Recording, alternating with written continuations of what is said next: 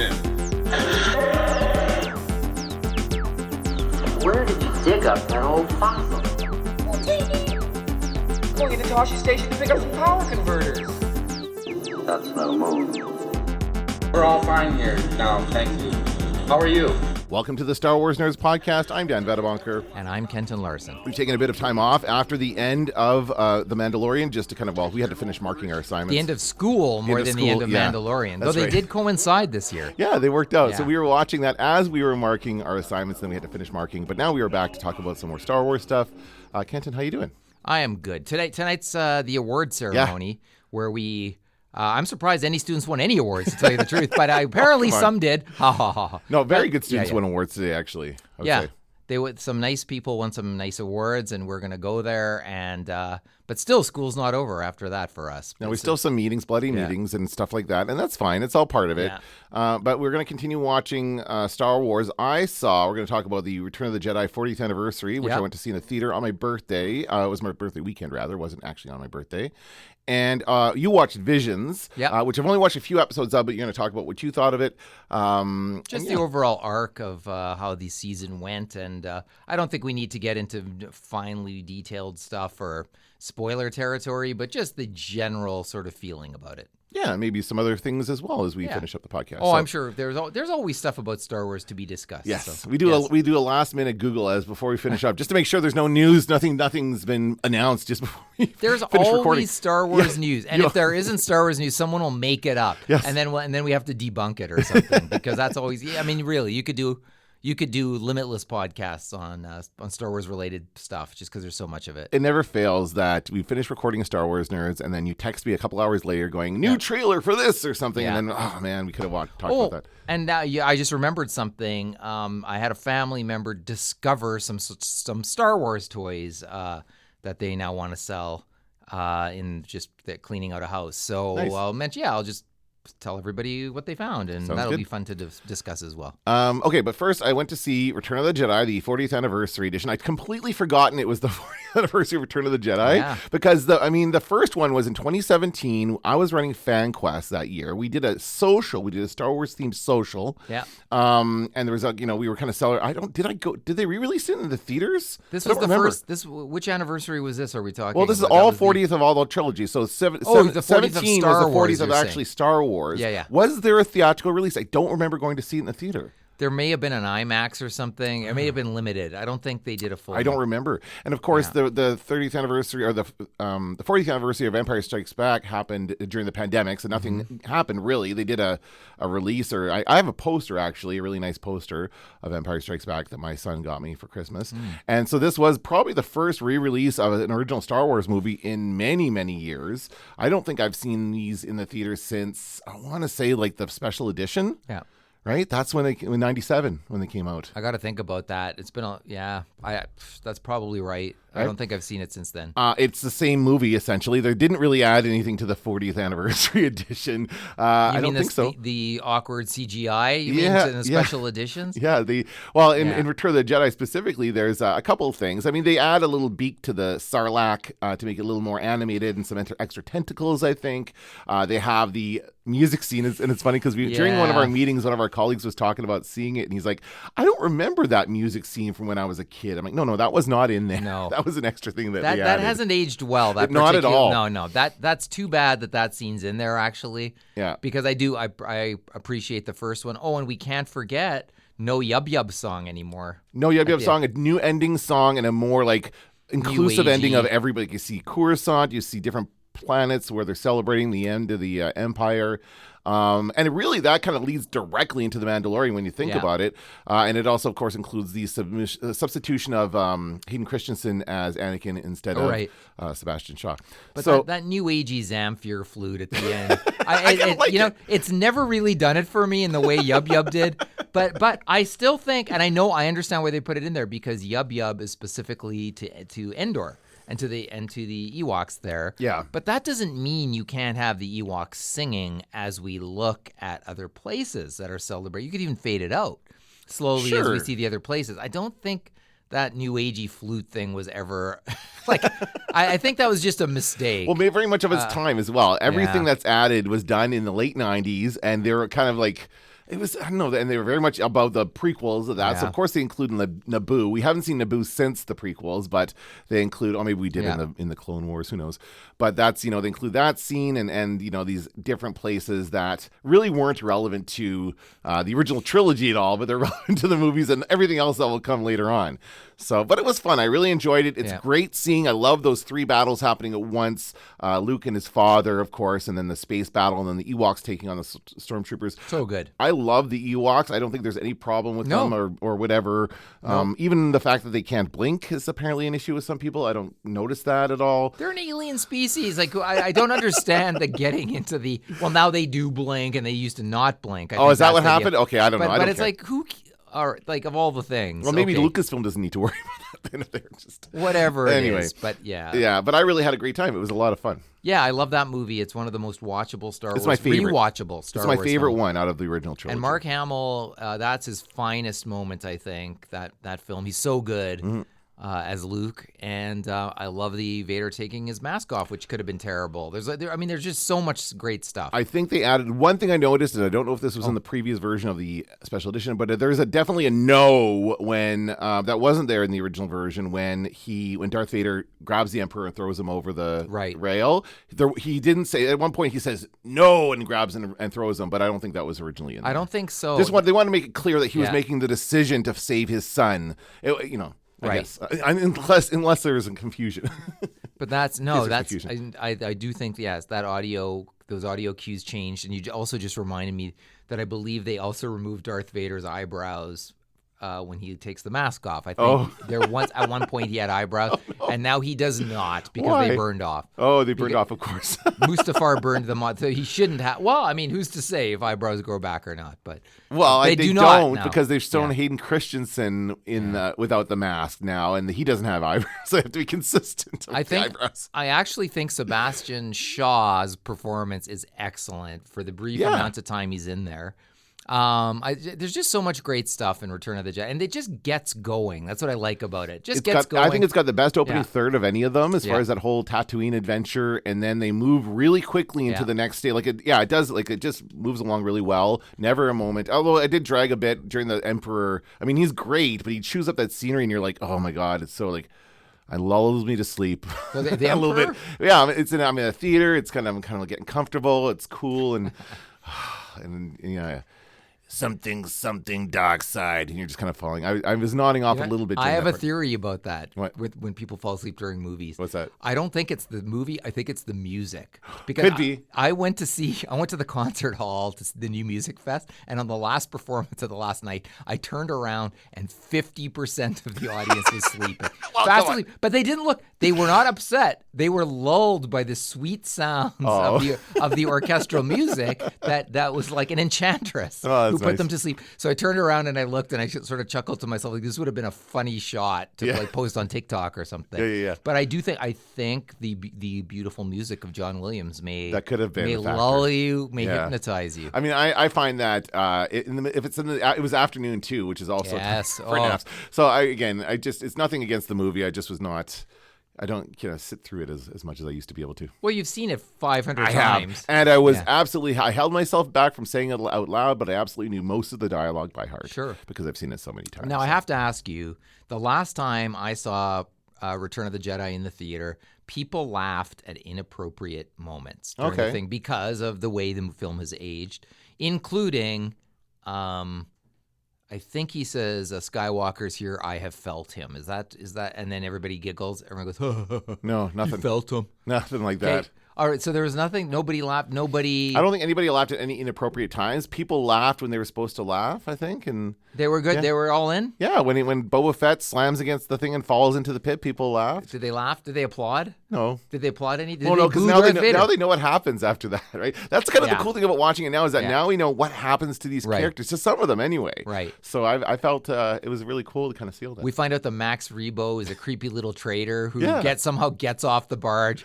Is not in the cantina when it blows up in Book of Boba Fett. He's a little. I think Max Rebo as I think he's got to atone for a few sins. Yeah, they should give him his own series. I think Max. We need to see what he was doing behind the scenes because he's clearly involved. So that's interesting. And also, Was it a full theater? Oh yeah, absolutely. Wow. Yeah, I think so. But it was, to be fair, it was only showing in one theater. I can't remember what else is out that same weekend, but it was another big movie. What came out recently? I don't know. Something. Not me. This is how much I pay attention to Oppenheimer? movies. Not That one. No. Was that full? It was something else. Oh, it was maybe Guardians of the Galaxy. I don't know, something. Anyway, but there was one showing, like, it only showed once every, like, and it was only showing at one theater in the city. So it was Polo Park. So we went down there and watched it, and it was perfect. And then we went to Highs for dinner, and that was very nice as well. Well, there you go. You saved the best for last. Can't No, go sorry, wrong with Highs. Not Highs. Ray and Jerry's. Ray and Oh, Jerry's. well, that's for great dinner. too. Yeah, that's great too. They're both fine steakhouses Yes, for different yes. reasons, probably. But they're great. Yeah, But I confuse them all the time. Well, so that's there you go. a That nice- was my birthday And you night. brought the kids there? No, All the kids? no kids at all. Oh, just you. Yeah. Oh, but And my girlfriend. well, no wonder you had a good time. Yeah. There's no kids. No. Yeah, I Very haven't done good. that. I haven't watched the original trilogy with them recently, I would say. Yeah. I probably forced them to watch it when they were little, but I haven't seen it. Use the force, and by the force, I mean shove them in front of a TV. Now, speaking of kids, that's a good transition into the Visions, but because I think that, honestly, after seeing only a few of these Visions episodes, it seems like kids are the audience for this. I don't necessarily think so. No? Having seen Does it all get of really it. like graphic? Like I don't know what it was the ratings on these were. No, but I don't think it gets graphic, but I do think there's mature themes in there. Hmm. Let's just say it's not nudity or swearing or anything like that in the traditional sense, but things that would make kids potentially cry. a lot for more. instance. Are they all supposed to look anime-like? Is that the idea? No, 'Cause no, I thought they were supposed to be different styles. They are. Yeah, these look like anime. Some are stop motion. Now I'll say, overall, I think I like season 1 more. Okay. Overall, this season is not terrible by any stretch. I did find my attention wavering around the midpoint, and my favorite are the last 3, which I thought could have been full feature films. They're so good, and the ones leading up to it are fine. Like I think if you watch them all in a row, you're gonna get tired. But I think if you watch one a day, that's just about right. My main complaint about the season, and I'm curious about this. Now, it almost seems like there are a few recurring themes, and what I want to know is, was this something like, does Lucasfilm say your theme is blank, and then let's all explore that theme, or was there just crazy coincidences across these different animation studios where they pursued similar storylines? Yeah, it's a good question. I think that they may have given them a theme. I feel like that. I certainly noticed that. Even just watching the first 3 episodes, I noticed a bit of a theme as far as like these being like Jedi. Are they all Jedi stories? Jedi Sith, Yeah. and sometimes it's confusing which is which. Yeah. Although the first episode was called Sith, so that's pretty clear. But so that's, I mean, that I just, we do know that there's other things in the Star Wars universe besides the Jedi and the Sith. Like there could be other things they could be exploring there. Well, there's not just there's lots of Jedi and Sith. There's lots of lightsabers. There's lots of Kyber crystals. So many Kyber crystals. Yeah. So many Kyber crystals. And there's a theme of separation going on. The theme of sacrifice, separation, and needing to separate yourself in order to become an apprentice of one kind or another. Right. And I just think at a certain point, I sort of started getting sick of that story. Well, I'm wondering, yeah, exactly, and we've seen it as well in other forms of Star Wars. Now, this seems to be taking place between, like, at the moment where after the Empire's taken over and they're hunting down all the little Jedi, and there's people who have Force powers, and this is kind of expanding that world a little bit, right? Is that what we're trying to, like? This is about kind of all the different people who have the Force and who are connected to in some way. None of this, I mean, the classic, is it canon? No, I don't think it is. I don't think no. I wasn't saying Yeah. that, but I'm just wondering No, where these no. are supposed to take place within the Star Wars universe, because they should think about that. I don't think that that's necessarily No? a concern. Oh, okay. I think they're just all doing their own specific takes on Star Wars. Some of it's more successful than others. And some of it I found it quite compelling. The last 3 I found to be quite compelling in terms of the ideas they had. But once again, the last one does fall into the... Actually, I should say that more than the last one falls into sort of that template that I've already talked about. But there's something about those last 3 that I just think they just clicked a little more. The one thing that I will say about all of them is the animation is stellar across the board. Like the big idea on the first one, using the Force to create art, and so the animation matches sort of the art is kind of a cool idea. It's all looks good, but I think at a certain point, there's a little bit of a sameness of approach.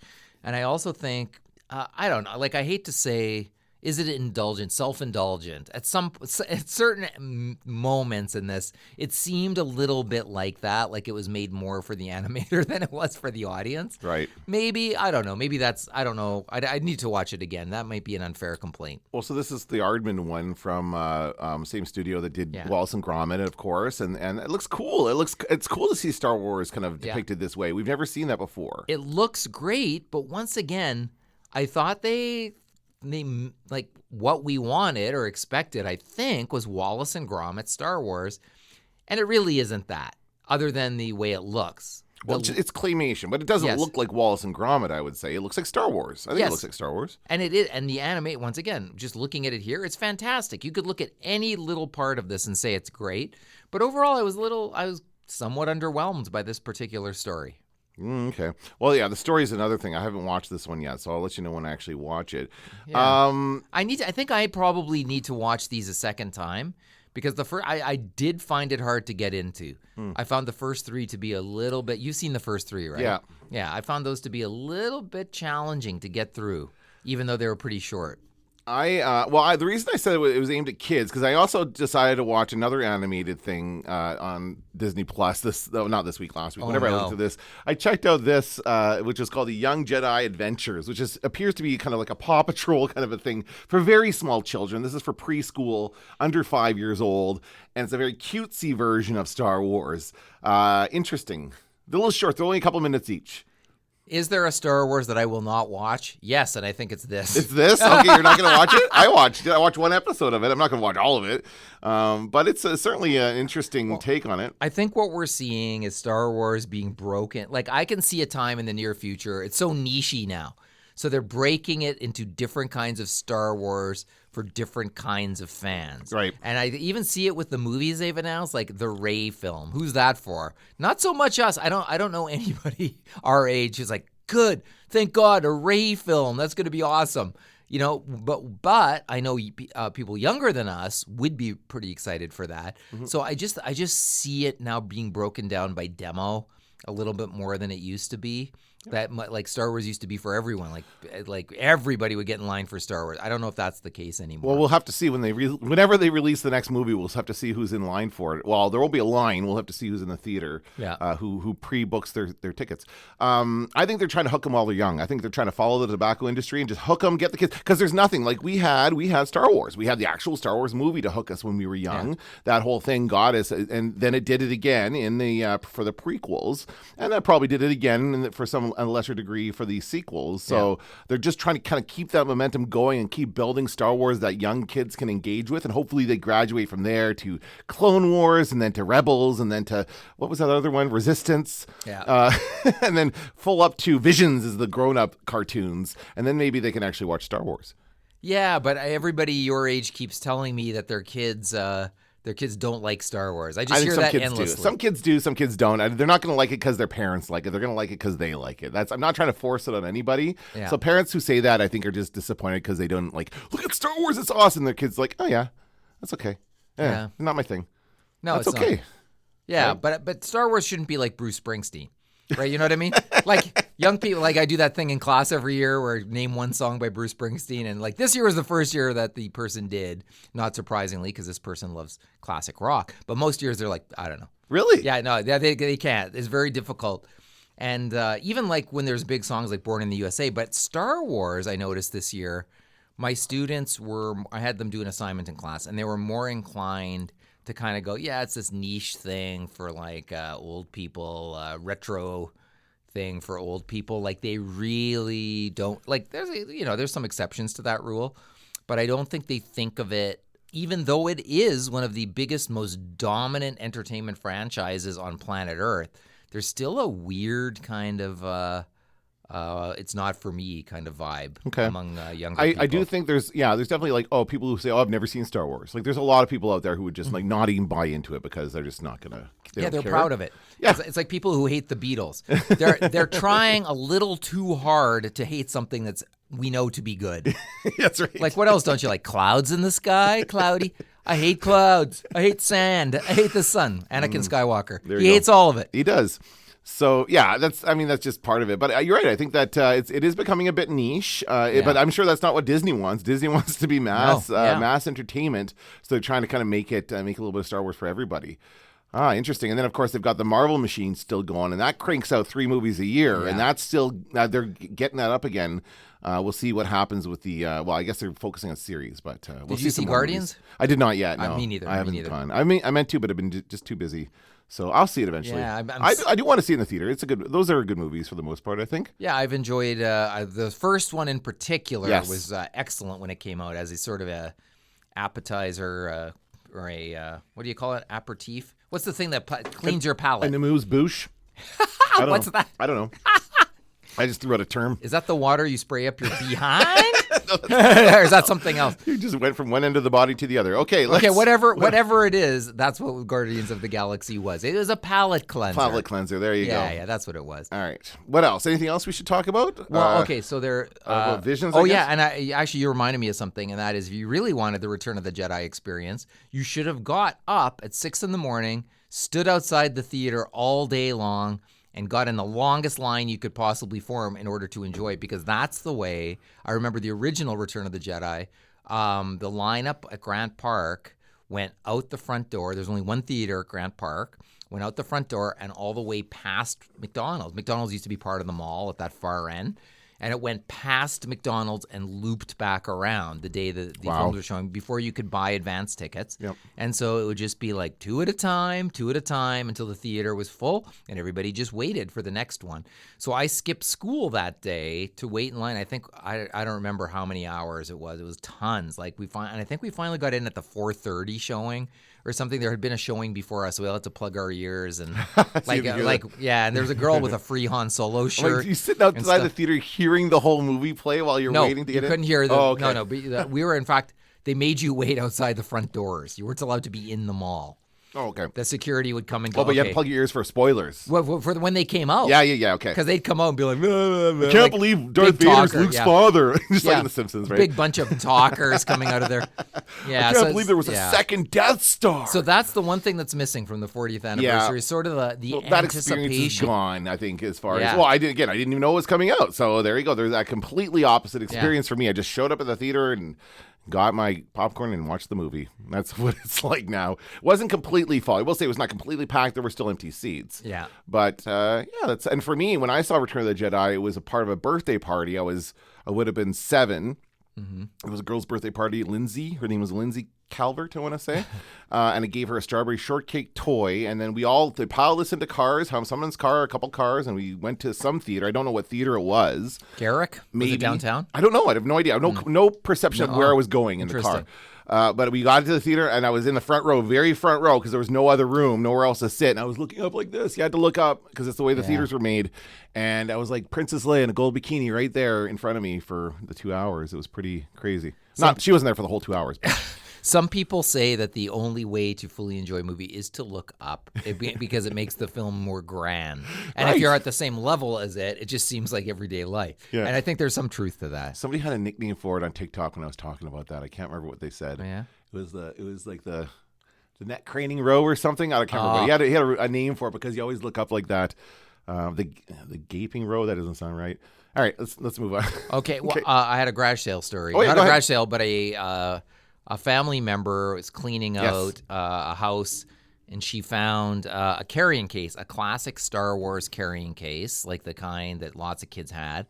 And she wants me to sell this stuff on eBay, and maybe I will, maybe I won't. Maybe I'll sell it to if somebody wants to buy it, I'll just sell it to them. You want to sell it on her behalf, is basically right, and then I'll take 20% and not tell her, and then give her the rest. So I opened it up, and it's notable for a couple of reasons. The first is, and it was not a full carrying case, so there's some empty slots, but it has the original card that came in the carrying case. It says, collect all 24 or whatever, and it's got the photos of the figures. I don't remember there being a card that said that. So it's kind of cool that it's inside the box. And the figures in the box are generally in good condition, But does it have a weapon? Sometimes yes, sometimes no. Does it have the right cape on? Sometimes yes, sometimes no. And the lightsabers are damaged. Lightsabers across the board. Well, they were pretty flimsy, eh? Yes. Because they wanted to make them go up. Yes. They had the thing where they had to slit up to make them like. And I think a lot of kids hated the fact that there was that little narrow pinpoint saber, and so they clipped it off. I think they actively or just broke off. Yes. I mean, come on. Yeah. So yeah. And so there's that. But the pristine figure that was in the box is the vinyl cape Jawa, which has the original vinyl cape. It's got the gun. The figure is in excellent condition. It's out of the box, of course, but it's great condition. The last time I looked, and it went for about $200 on eBay. But I looked now, and it's all over the place, and a lot. It seems like there's a problem with people selling fake ones. Oh, okay. So like that, but this one is not fake. This one goes back to '77.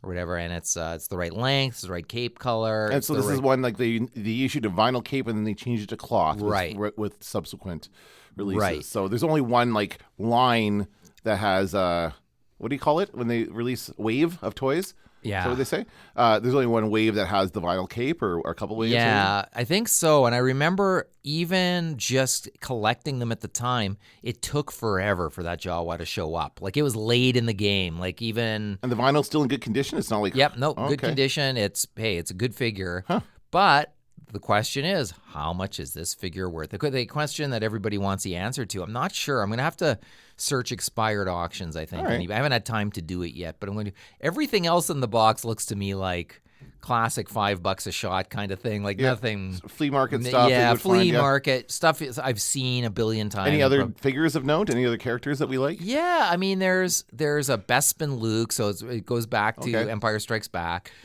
There's the gun for Bosk, but not Bosk. I remember the gun because it was very different.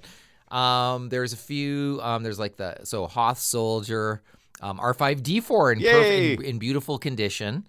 So like fresh. That might go for like if you list these individually. I would see something like that going for more just because he was featured in The Mandalorian. Should I sell them individually or as a lot? Well, I think you should try and sell it. I think someone might so? want to buy it together like that because there's something I think really cool about finding something like that. Probably hasn't been touched since some child finished playing with it and it's been stored away, and then you open it up and it's right there and all the capes are mixed up and stuff. I think someone would like to have it like that. Yeah. So I don't know. I think that try and sell it like that and see what you can get. Maybe is what I would do. Yeah, there's a few. The Death Star droid's in there, but his paint is chipped on his eyes. Like there, but there's a Boba Fett in there, and he looks great. It's not the rocket firing backpack, of course. It's not the $1 billion one, but it's a nice little collection of figures with the jewel being the Jawa with the vinyl cape. And that card, that kind of description card or whatever that has these. Yeah, that's cool that's too. Neat too. Yeah. Yeah, and did you take photos of it or anything? Have you posted this? Gosh, I should. I have not post them on yet. Instagram, yeah. I just got my hands on it. In addition to 5 boxes of my dad's old books, which nobody's collecting, I'm going to say right now, including me. But there's a horrible price to be paid with those Star Wars figures, and that was getting rid of 5 boxes of books that nobody wants. Although I kept 3 of them. Okay. Including Roger Ebert's film review book of 1985. Oh, that's cool. Yeah. I like finding that kind of stuff. Yeah, when I look at when I go to the thrift stores and stuff, and I go through the books.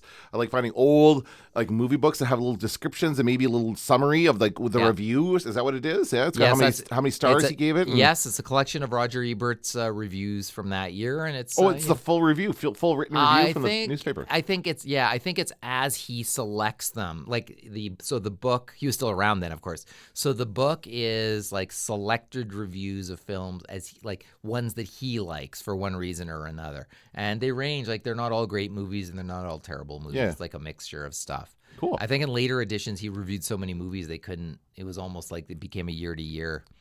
I started following an account on TikTok that was reposting old Siskel and Ebert reviews, and I really liked it for a while because it was like, oh yeah, this movie and this movie. And I never got to see like everything they reviewed, right? Because they're on for so long. But it just kind of got tiresome after a while. Like I don't really want to watch that over and over and over again, so I unfollowed them. But I do like kind of seeing, or maybe reading would be a better way of doing that, hey? And reading those. Yeah, I mean, Roger Ebert won the Pulitzer Prize for his film reviews, and he loved the Star Wars trilogy. Yeah, he was like one of the champions. We should look up. You should look up Return of the Jedi when you get home. I will. I will. We can talk about it on our next podcast. Right. But I know I have fully intended to. I got all of this stuff yesterday, so cool. I wasn't able to fully go through it or give it the look it deserved. Post some photos of the Jawa online so we can take a look at that, and it'll be we'll talk about it. We'll see how much we'll keep an eye on that and see how much you get for it, or not, maybe not exactly, but I'll see. And if somebody somebody might see it who wants to buy it, I would tend to sell it locally before I would post it on eBay. Easier to do it if somebody could just meet up or something rather than have to mail it or ship it somewhere. Well, with eBay, I noticed that the shipping costs are through the roof, but rightfully so, because when I used to sell stuff on eBay, I'd lose all my money on shipping. Yeah. Pretty much. So like before you sell it there, you really have to figure out what's the envelope that I'm going to put this in a box? How much does it cost expedited? How much does it cost through regular mail? Like, get that together before you do anything, because it's going to be really expensive. So I get it. I know that it's expensive to ship this stuff, but man, like, it'd be easier if somebody locally wanted. I guess I could bring it to a collectibles store too, but then you're going to get... Oh, no, they'll lowball you. Just sell it on Kijiji or something. Try Kijiji first locally, maybe, and then go from there. Kijiji will get you some sketchy guys too, but that always happens. Yeah. You always get the Kijiji sketch where they just don't show up, or they message you and then they demand that you come down on your price, and then they don't show up. Oh, really? Oh, yeah, I've had horrible experiences. See, with eBay, I never really had that. I mean, it's all done by mail. You never talk to, you never actually see the person. So. I kind of like that. With eBay, I'd get the occasional person who they drag their ass a little at sending the item out once you paid for it. But a couple friendly reminders, and I do always get it. I've never been ultimately screwed over on eBay. But I've been worried a couple times, but no. Some guy in Toronto, I remember, he's like, my dog is sick, and he gave me the full, it was like getting an email from a student. It was basically that. And I was like, okay, that's great, but I paid you for this, so are you going to send it or what? Yeah, I'll send it. Yeah, my mom's mad at me. And I was like, who did I buy this from, you know? There's a teenager in his mom's basement. Right. Okay, I think that's it, eh? Nothing else for Star Wars I news? think that's it for Star Wars. Oh, we should Google. Let's Google. Oh, you're gonna Google? Just yeah, let's. I'm gonna just Star Wars news just to see. Maybe we should start ending the podcast with this, just to see if there's anything new. What's new, and then click news. Oh, just see what comes up. Community event, Star Wars concert. Ooh, there's a Star Wars concert happening here. Is that here or somewhere else? Nothing major. I mean, how about the classic? No, the classic Flipboard. Well, there's a classic clone, or no clone. I just read the word clone on here. Clickbait stuff. We're not going to get into that today. There's nothing new. All right. No, it doesn't look like it'll come out 2 hours after we finish recording. We'll have something we'll talk about. Well, here's a headline for you. Mandalorian Season 3's dumbest villain will return for Star Wars next show. Awesome. Can't wait. The pirate, I'm sure. That's okay. It's the pirate. He's I'm going to guess that's who they're talking about. Yeah, that's not news. That's going to do it for this episode of the Star Wars Nerds. I'm Dan Vadebonker. I'm Kenton Larson. Don't let the Force hit you on the ass. Pick up some power converters.